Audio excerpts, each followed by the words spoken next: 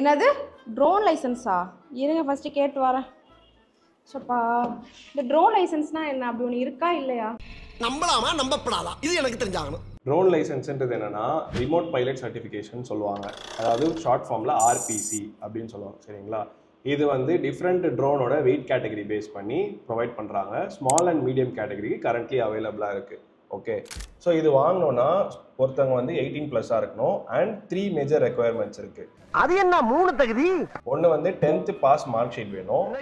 Second வந்து Aadhaar card வேணும். Third வந்து வேலிட் இந்தியன் பாஸ்போர்ட் வேணும். பாஸ்போர்ட்டா? என்கிட்ட பாஸ்போர்ட்டே இல்லை, அப்படிலாம் ட்ரோன் ஆப்ரேட் பண்ண முடியாதா? பாஸ்போர்ட் இல்லைனாலும் பரவாயில்ல, ஆஃப்லைன் ஆர்பிசின்னு நம்ம ஒரு மெத்தடில் பண்ணிக்கலாம். அதுக்கு வந்து ஆதார் கார்டும் 10th மார்க் ஷீட் மட்டும் மேண்டேட்டரி டாக்குமெண்ட்ஸ். ஆதார் கார்டே இல்லைனா நீ மனுஷனே இல்லை தெரியுமா?